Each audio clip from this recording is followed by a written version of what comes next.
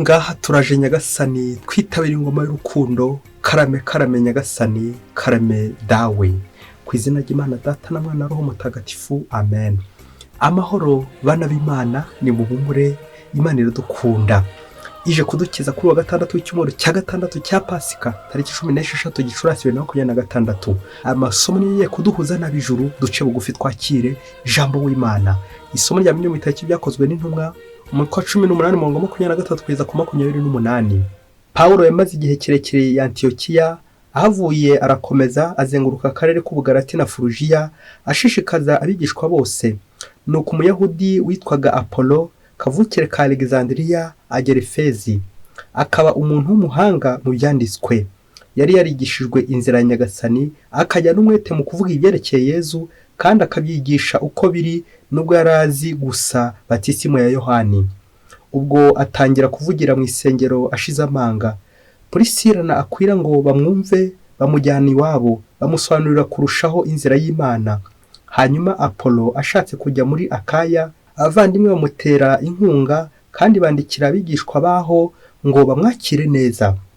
Agezeyo agirira akamaro abemeye babikesha ubuntu bw'Imana, kuko yatsindaga impaka abayahudi ku mugaragaro, abereka mu byanditswe ko Yezu ari we Kristo.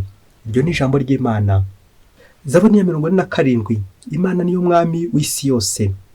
Miryango mwese nimukome yombi, musingize Imana mu murwa w'ibyishimo, kuko Uhoraho umusumba byose ari ruterabwoba, akaba umwami w'igihangange ku isi yose.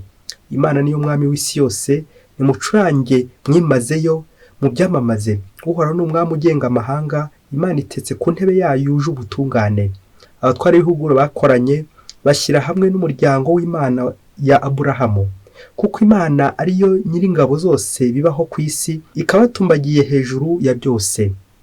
Imana niyo mwami w'isi yose. Nyagasani Yesu nabane namwe. Amagambo mu Ivanjili ntagatifu yanditswe na Yohani, umutwe wa 16 murongo 23 kugeza ku 28. Muri icyo gihe agiye kuva kuri isi ngo asange se, abwira abigishwa bati: ndababwira ukuri koko, nimugira icyo musaba Data mu izina ryanjye, azakibaha. Kugeza ubu ntacyo mwigeze musaba mu izina ryanjye. Nimusabe muzahabwa, maze ibyishimo byanyu bisendere. Ibyo nabibabwiye mu bigereranyo. Igihe kirageze noneho sime nkibabwiza ibigereranyo, maze mbabwire neruye ibyerekeye Data. Icyo gihe muzasaba mu izina ryanjye. Simbabwiye ngo ninjye uzagira icyo mbasabira Data, kuko Data abakundira ko mwankunze, kandi mukemera ko nkomoka ku Mana. Nakomotse kuri Data, maze nza munsi, none mvuye munsi nsanga Data. Iyo ni Ivanjili ntagatifu. None mvuye munsi nsanga Data. Bayoboke b'Imana, nimugire amahoro. Aha tugeze ni kuri buri munsi. Tubahaye ikaze mwese aha kuri buri munsi. Nimwicare mugubwe neza, twakira Imana ije itugana. Mu buzima busanzwe hari igihe abantu bifuza guhura, bari kure, bari impande n'impande. Kubera ko urugendo ruba rurerure, umwe ashobora gukora undi ntarukore, nuko bakaza kugegera bakumvikana ku kantu mu gihe gacaho uturongo dutatu, kumvikana ahantu baza guhurira. Akenshi haba hagati, kumvikana ko baza guhurira hagati kugira ngo bakore nk'inama. Icya kabiri, urugero rwa kabiri rw'ubuzima busanzwe, iyo abantu babiri bari kuburana cyangwa bari kujya impaka, hari igihe kugira ngo umucamanza cyangwa arbitre akemura impaka, ajya hagati. Iyo amaze kujya hagati, umwe anusura ku cyubahiro cye, n'akanusura ku kindi, bakaza kugira igihe bahuza aho bahurira, guhurira hagati. Urugero rwa gatatu mu buzima busanzwe, muri kumva ko ndi kugana ahantu hagati, ni ijambo bita intermédiaire, rikunze gukoreshwa ku binyabiziga bimwe na bimwe, cyane cyane nk'imodoka zikunze guhangana n'ubunyerezi. Iyo hanyereye imodoka bakashyiramo intermédiaire, icyuma kiyifata rwose kikayihagarika neza, nuko umushoferi agashobora kugenda neza muri bwa bunyerezi, muri ya mvura, akagera iyo agiye amahoro. Kubera iki? Ako kantu bita intermédiaire, ako kantu kajya hagati, ubundi imodoka ikagenda ku murongo neza, ikagera iyo agiye amahoro. Ngubwo ubuzima busanzwe bw'urugendo, ukagera amahoro. Urugero rwa kane mu buzima, hari ijambo ndi gushaka kuza kugarukaho hanyuma, ni igihe ufite ikibazo, igihe ushaka akazi, igihe hari serivisi ukeneye kuri uyu no kuri uriya. Hari aho bigera ko ibibazo byinshi, ukavuga uti ko biri kose hari inshuti yanjye mfite, reka nyenyureho insabire. Babyita mu Kinyarwanda cyiza kuvunyisha, ukabanza kugira umuntu ubaza unyuraho uba mwita intermediaire. Uwo rero iyo umugezeho ukamunyuraho akugeza kuri uriya, aho rero akugejeje, uwo uhakugejeje bamwita intermediaire, bamwita umuhuza, wa wundi ujya hagati akakugeza kuri ka kazi, akakugeza kuri cya gisubizo, igisubizo ushaka ugakigeraho unyuze hehe? Kuri intermediaire, unyuze hehe? Kumuhuza. Iryo jambo tujya gutindaho muri ano masomo y'uno munsi, tuzirikana ko Yesu ari umuhuza wandi tugomba kunyuraho, tukamunyuzaho ibyifuzo byacu, tukamwereka ubuzima bwacu, maze agatugeza aheza hehe? Mu ijuru.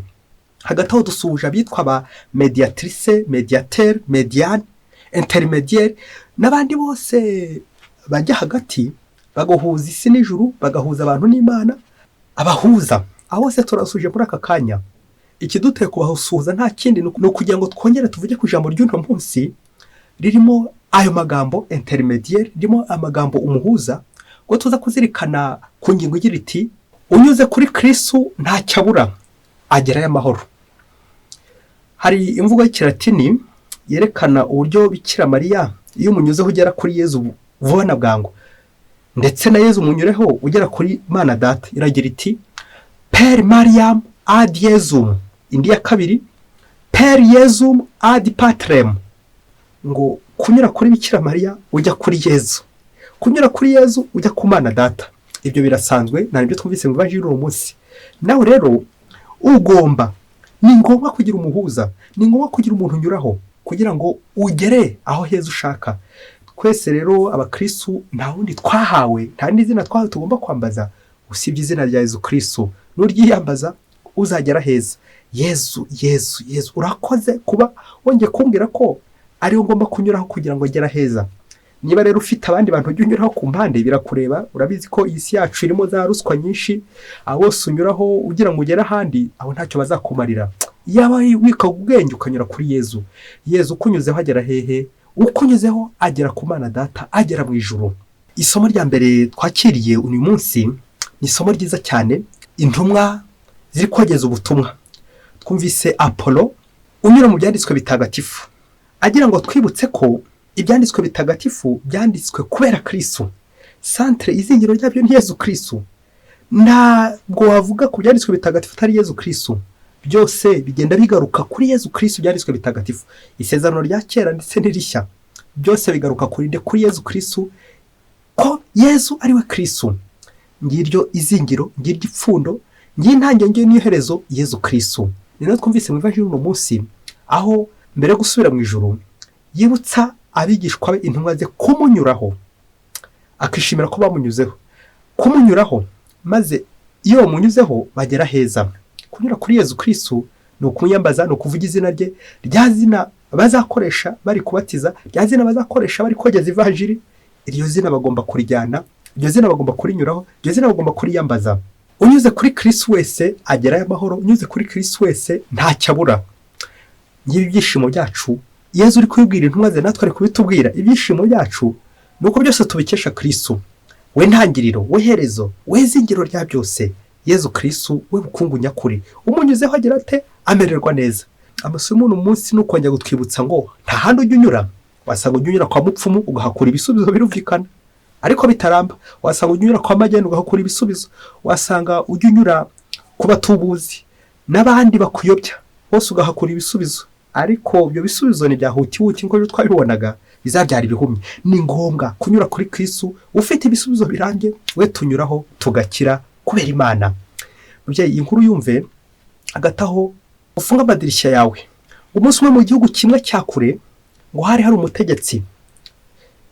umutegetsi wari ufite igitugu, yekiza kugera bya bintu yuko ntago ahora gahanze, kandi ngo kuri isi ni gatebe gatoki. Baza kumwirukana, bamaze kumwirukana aza kwihangira imirimo, yikora ku giti cye, aba umukire ukomeye. Igihe kiza kugera ngo atsindira amasoko akomeye cyane yo kubaka inyubako, ibigo by'amashuri hafi ibigo 10 agahashyira inyubako, arabitsindira. Nuko yitegura rwose gutangira imirimo, kubakisha ayo mazu. Hari amafaranga menshi cyane, kandi muri ayo mazu agomba kubakwa za etaje, amamiliyoni n'amamiliyoni menshi cyane. Ubwo nyine asezeye ku bukene rwose, umva ko rwiyemeza mirimo ukomeye, asezeye ku bukene. amaze kwakira icyo gisubizo cy'uko atsindiye iryo soko, aratangira aritegura. Yagomba gusinyisha ku bayobozi bandi bakomeye, bakamusinyira nyine mbere y'uko atangira iyo mirimo. Amaze gusinyisha ngo hari hasigaye umuyobozi umwe gusa, manager wa company, wagombaga kumusinyira akanamutera kashe, bityo akawunya uruhushya bisesuye, ubundi agatangira imirimo yo kubaka no gusara bya bifaranga byinshi. Nuko amaze gusinyisha ajya ku muyobozi wa nyuma, manager, kugira ngo amutereho kashe. Ngo agezeyo mu biro bye aratungurwa ngo asanga uwagiye gusinyishaho yitwa Peter, maze asohoka afite umujinya mwinshi muri ibyo biro n'ikiniga cyinshi, ari kwivovota, ari kwivumbura ati ngewe Rishari, ngo yitwaga Rishari umutegetsi nyine, ngewe Rishari nsinyishe kwa Peter. Ngo ahita yibuka amateka, uburyo Peter ngo yahoze ari umwana wiga mu mashuri yisumbuye, ari umukene wabo baba n'abakene, ngo akajya aza kumusaba ubufasha kugira ngo abashe gukomeza amashuri. Uwo mutegetsi rero mu gihe ari ku ngoma aramuhungabanya ati po, nta mpamvu yuko muhereza amafaranga ujye ku ishuri, nta mpamvu yuko murihira, nta mpamvu yuko muhuza n'ibigega bimurihira, ntashobora kujya ku ishuri. Nuko amurindagiza atyo. Amaze kumurindagiza atyo, yatunguwe no kubona asanga ari ufite kashe ya nyuma, sinyatire ya nyuma ari ugomba kuyikora. Aratungurwa bikomeye cyane. Nuko akomeza kwibaza ahantu yanyuze kugira ngo arangize kwiga, kuko arazi ko yamuciye ishyanga atakomeje amashuri, yamwoheje kuragira ingurube n'ibindi. Uburyo yaje gukomeza kwiga none akaba umubereye umushefu, ntibishoboka, uyu ntiyanyobora. Nibwo rero avuze ati uyu nguyu ntago ashobora kunsinyira, sinshobora kumupfukamira, uyu nguyu ntashobora gusinya kuri dokima yanjye, ndemera nzapfa urwo ngurwo, ariko sinshobora. Umwuzukuru wa Ngofero mwene Rushati njyewe sinyene nta soni. Nuko umuyobozi umutegetsi wacu ataha atyo, na n'ubu ntabwo arasinyirwa, bishoboye ko isoko baryihereye abandi, naho ureka undi ati sinshobora gupfukamira mwene Ngofero umwuzukuru wa Rushati, njyewe nta soni, pituriya. Nuko rya soko nyine aribura atyo, sinjye wahera. Bayoboke b'Imana, Yezu Kristo akuzwe. Reka dusoreze ku bintu bitatu biza kugukamura mu bwirasi, nawe bikwereke ko ari ngombwa kwitabaza abandi, dore ko muri ubuzima nta mugenzi usiga undi. Guhekana, kujyana. Icya mbere, ntukagire usuzugura. Kubaha abantu bose, abato, abakuru, abo mungana, urungano, kubaha. Ikinyabupfura, kuko ibintu birahinduka. Kuri iyi si ni gatebe gatoki.